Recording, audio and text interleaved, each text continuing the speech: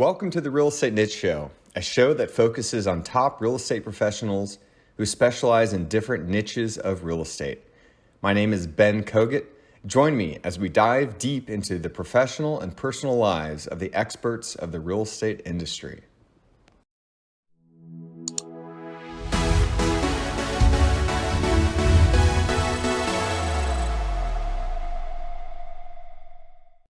Welcome to the Real Estate Niche Show. I'm your host, Ben Kogut, and today I have a friend of mine from the Next Level Mastermind, Fletcher Wheaton. He is a real estate investor based in Los Cabos, Mexico. He helps investors buy and invest in real estate in Los Cabos and other parts of Mexico. Fletcher helps educate buyers on the benefits of owning real estate in the beach markets of Mexico, and he is a partner at Cabo Key in Mexico. Fletcher, thanks so much for coming on the show. Is there anything I missed in your bio there? No, man, you hit everything. I'm really excited, Ben. Thank you for inviting me on today. Well, I appreciate you taking the time. So let's dive into it.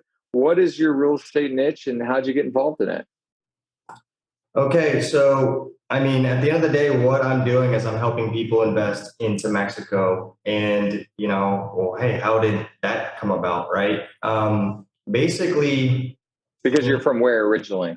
I'm from New Orleans, Louisiana originally. And it was 2015. And, up until this point, I played soccer. I spoke Spanish. My team was like all Latino and stuff. So I had a very interesting background with Latinos, and that just helped me want to get fluent in Spanish, which I am right now. And my dad is an attorney. He's very close to retiring. He loves the stock market. And in 2015, he's got real estate in the States too, but he was looking for, just to diversify out of the stock market. I would say he was probably like 90%, into the stock market with his holdings. So he was just kind of looking to diversify. He bought a place pre-construction in Cabo through like a newsletter that he subscribed to, asked me if I wanted to come down. And, it was just literally like a Thursday through Sunday. I had never been to Cabo before. I didn't really know where it was. I had been traveling to Latin America a ton, but I had never been here.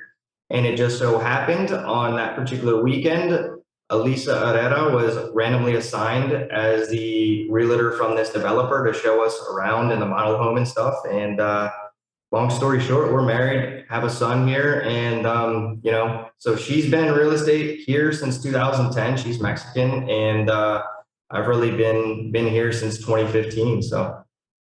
Amazing. And let's bring us to today. Like, what is it that you're mostly focused on? Who are you seeing? What's happening in that particular market? How is it different from investing in the United States? Things like that. Okay, so, really right now, January was bonkers. It was literally my best month ever, and it's peak season here. January of 2022. Yes, so January of 2022 was the best month I've ever had. So we're starting to see a lot of momentum here, and at the end of the day, pretty much 90% of my buyers are buying for investment. I kind of break it up into, and there's two types of investors. I call them the 50-50 crowd. It's like 50% investment, 50% personal use.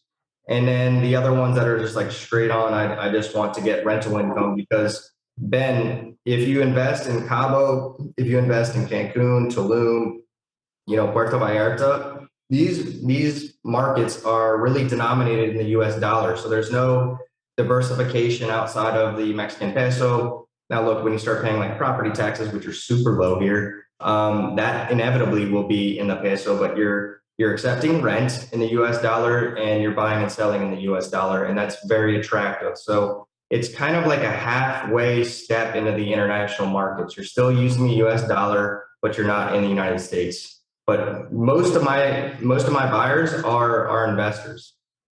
Nice. And so can we talk some numbers? Because I have no clue what it would cost. Let's just say, I don't know, a 2-bedroom condo, less than 10 years old, on the beach, somewhere in Cabo, on a price per square foot basis, if you have that number. What would it cost to buy something like that? So it depends. I mean, honestly, just from like a 2 bedroom, like I'd call it like, 1,200 square feet, ocean view, 250 to 300, you can get something brand new. All right. Wow. That's $300 per square foot, right? And so what kind of financing is available for these types of deals? It depends, Ben. Like, okay, so for example, a lot of the major markets for Cabo are Texas and California. But let's say you're coming from Los Angeles, and let's say you have rental properties. Like I know a lady that reached out from Los Angeles, and she basically said, "Hey, I'm in the market to buy another rental property, but like a 1 bedroom here is $500,000. The HOA fees are $500 a month. It's not penciling in. I've heard that phrase quite a bit. And here, or you can go to these markets like Seattle or Denver. These are great markets for me because not only do you have the snow season, but you have really high priced real estate. So basically for half the cost, and I would say a similar, if not better return you can get, so like, let's say this $300,000 condo in Cabo Costa, we actually bought a unit there, and I've sold a couple units. I would say that for $300,000 long term, furnished, easily 2,000 to 2,500 a month. And short term, it depends, $100 to $200 a night. I always go safe and say 60% occupancy. So you're starting to get good returns here. Whereas, I had another guy, and he's like, look, I'm in Colorado. And by the way, a lot of people from Colorado say it's easier to get here than a market like Florida. But he said to buy something similar in Florida, close to the beach, he's like, I cannot find a place that has HOA fees that are less than $700 a month. So you're starting to see rising insurance costs, all this stuff. But to get to financing's tricky, man. Right now, it's more of a cash market, and that's, Ada Pia was down here, who's also a member of our group, and she said that was very unattractive because that's one of the things that real estate investors really like is leverage. You do have financing. It's a little bit more expensive. And then on pre-construction, I'd say maybe like 20% of the projects will have developer financing, but it's like 5 or 10 years. And then one more thing is, let's say like somebody like my father, who is an accredited investor, if he was Mexican and went to a Mexican bank right now to get a mortgage, he'd be looking at like a 9 or 10% interest rate. So interest rates in Latin America are just way higher than they are in the States and Canada and like Europe right now.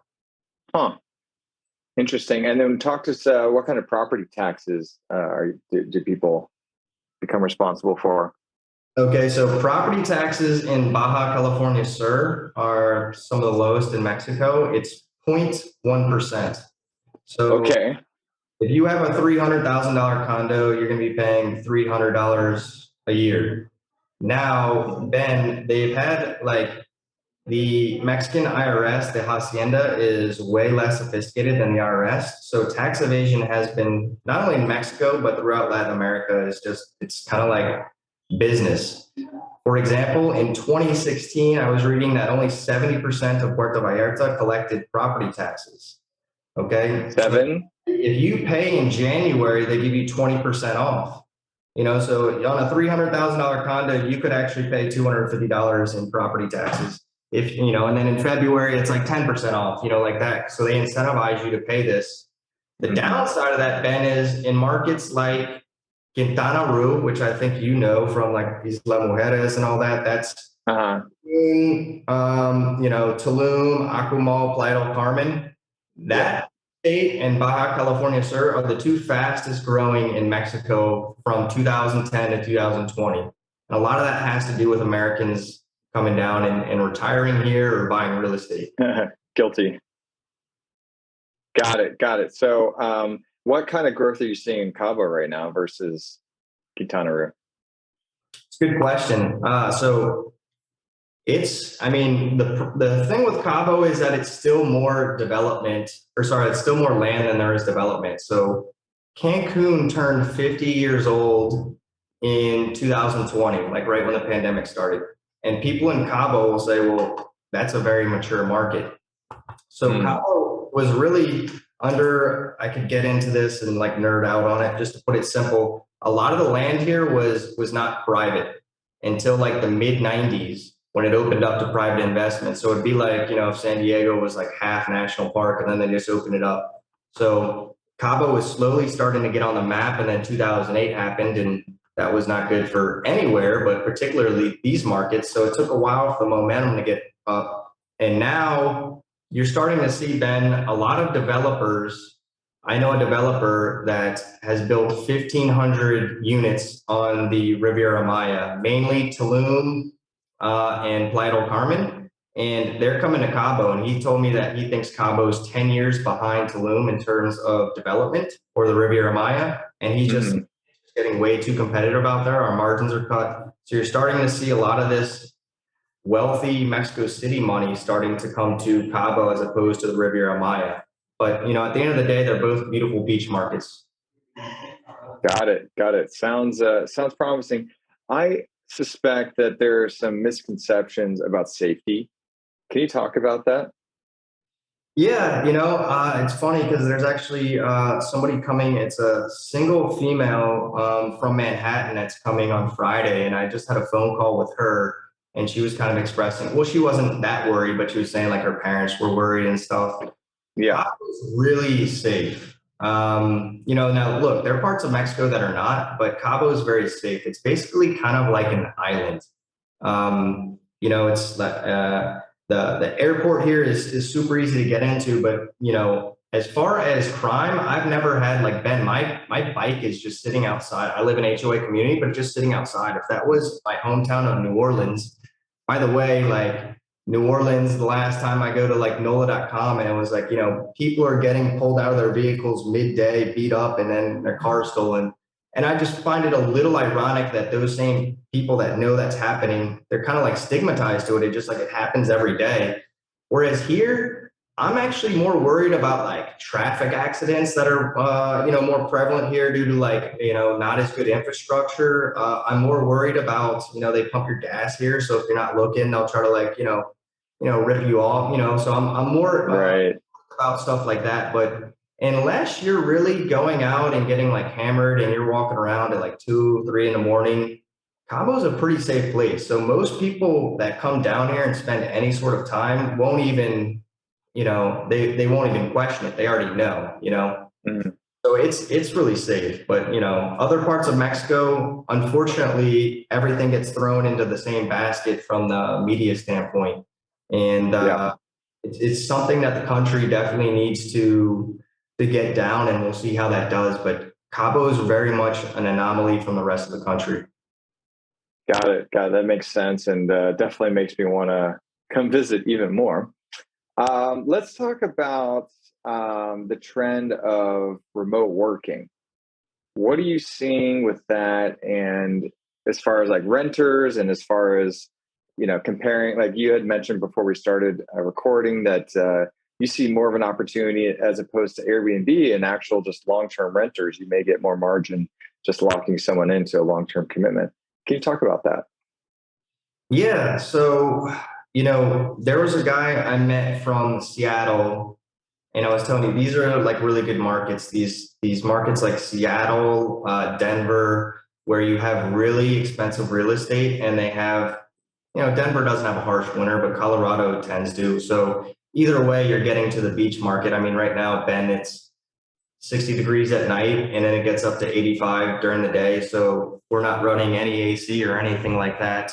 But this guy from Seattle, he was working for DocuSign, and he could work anywhere. Like he's proven that he could. So he came down, he rented for 1 month, then he extended for 2 months and 3 months. So you're starting to see people that'll come down for like 3 months, and then they'll move to like another location. So it's kind of like the digital nomad / work from home. But it's not like, when you think of like the digital nomad, you think of like somebody sitting in a hostel in like, the Philippines or somewhere. So these are people that are making, tech type money that have the ability. So I do see that increasing, especially from markets like San Francisco or or Los Angeles. Texas has, in my opinion, a much better cost of living than somewhere like California, but it makes a lot of sense, especially from those markets, or like Seattle. Can you give us some specifics, like on, let's say that 2-bedroom condo we talked about, it's a rental, and if somebody wanted to Airbnb it versus lock in, 1-year lease with somebody, how do you think those numbers would compare? See, that's a good question. So, I mean, when you do the math on this, generally your short-term rentals are going to yield you more income at the end of the day. That's just how it works. And there's a couple things. All right. So with short-term rentals, a lot of people that buy here, they want to come down and be able to use the unit, right? So they're automatically in that short-term bucket. We have 5 rentals here, Ben, and they're all on a long-term, because I'd say 80% of the people that are buying as investment, they're going short-term so that they can use the place. And depending on where it is, that can make more sense. Like these Cabo Costa units that I'm talking about, they really would work either or, but there'll be great long-term rentals for either expats or people that are doing remote work. But that's what we always do is long-term. So the thing is a lot of people right now are buying to Airbnb. So at the end of the day, does that like dilute the short-term rental? I think it has to at some point. One more thing is, hey, like, will Airbnb get banned here like it has in various cities like New Orleans, where they regulated it? And in areas like New Orleans, you had, a couple things. You had like the guy that was taking his son to school in the morning, and all of a sudden there's a bachelor party next door.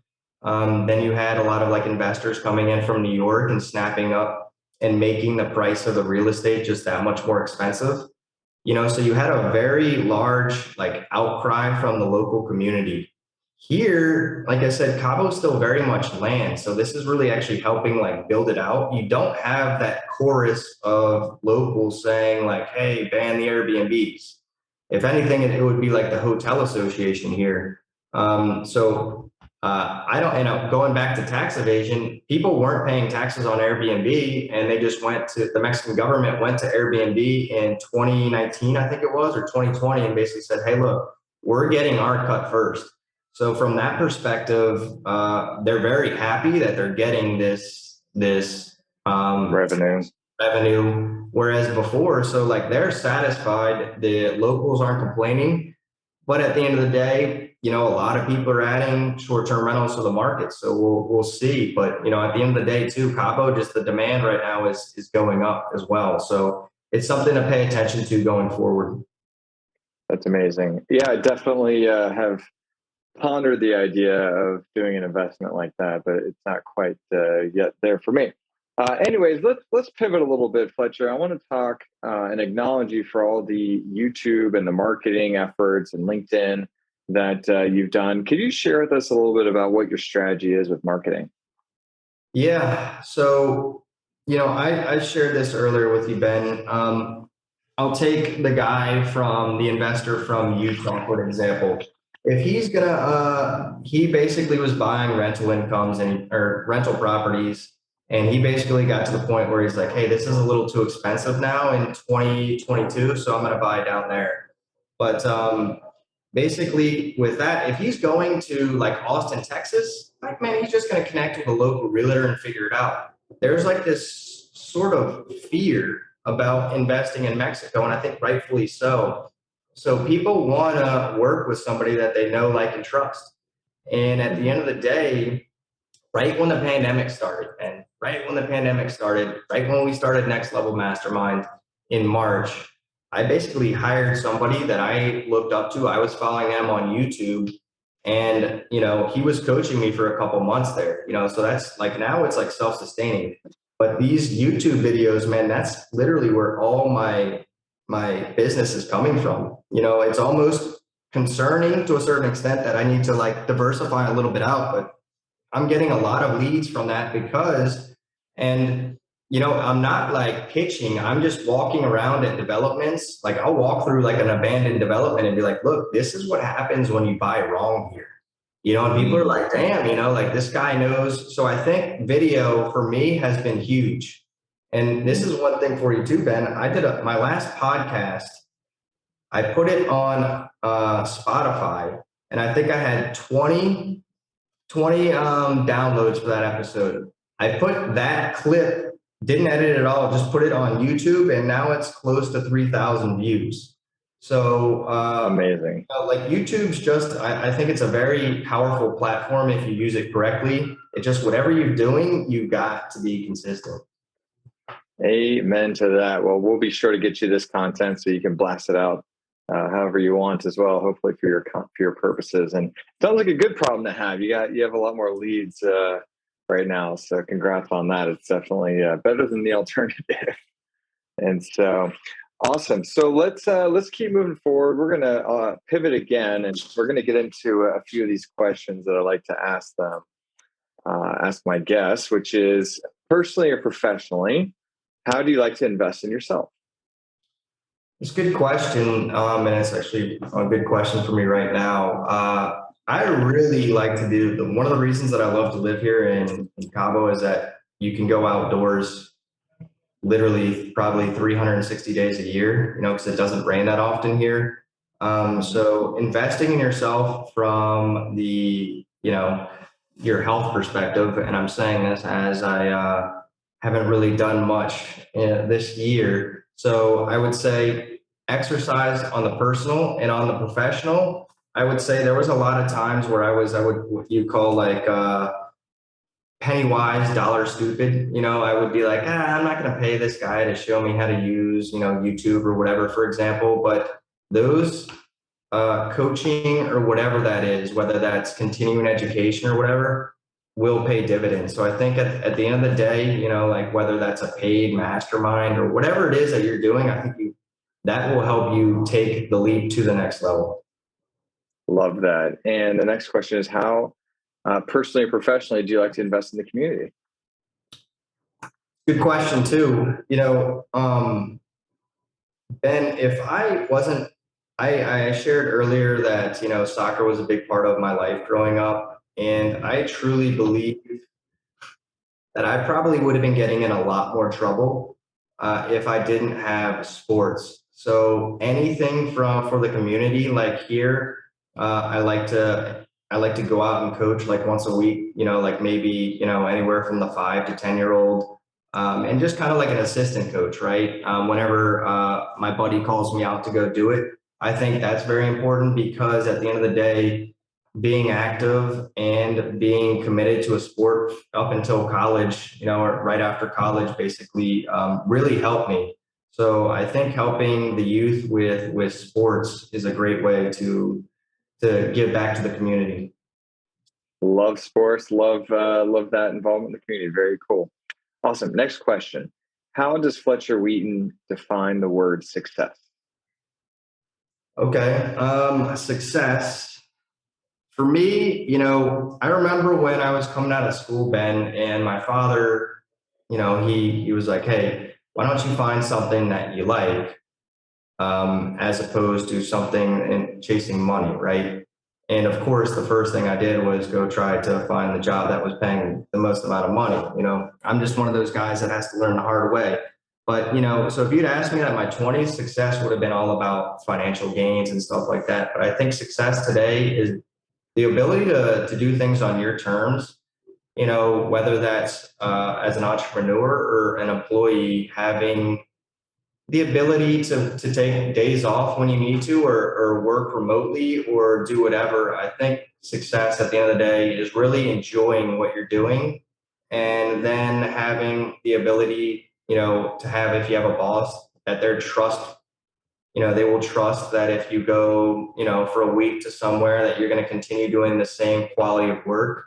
I think to me, that's success, is doing something that you're very happy doing. And unfortunately, it's my belief that not that many people are very happy with their current job, which is part of like the great resignation that's kind of happening right now. Agreed, and agree with all those points, and try to live my life in a similar way. So appreciate that. Awesome. So as we're winding things down, if someone wanted to get a hold of you to learn more, what would be the best way for them to do that? They can just go to my webpage. It's cabokey.com. That's CABOKEY.com. And there, you can, contact me, look at properties, anything like that. And happy to help anybody or educate anyone that's interested in learning about investing or buying real estate here in Mexico. Awesome. Well, thank you for sharing your wisdom. Is there anything else that you'd like to say before we shut up down? No, man, I just want to say thank you, Ben. And, just a little plug to you. Ben's one of the more professional guys I've ever come across. And in our group, I remember we were on a call once and I said, Ben, you're really good at what you do, man. And it's good to be able to see. Actually, when I was sharing what is success, I was thinking about you and just your ability to kind of travel, check the places that you're doing. So stand up guy, Ben. I'm happy to have you in the network and thank you for having me on. I appreciate those kind words very much, Fletcher. That was really, really kind, and the feeling is mutual. And you're my go-to guy for Cabo, and hopefully we'll get down there sometime soon. And on that note, thanks again for coming on the Real Estate Niche Show and for being part of the Next Level Mastermind. And until then, Fletcher, thanks for being here. Talk to you soon. Thank you, Ben. Bye. Thanks for listening to another episode of the Real Estate Niche Show. If you enjoyed this episode and you'd like to help support the podcast, please share it with others, post about it on social media, or leave a rating and review. To catch all the latest from me or the show, you can follow me on Instagram at Ben Kogut and at The Real Estate Niche Show. Thanks again, and I'll see you next time.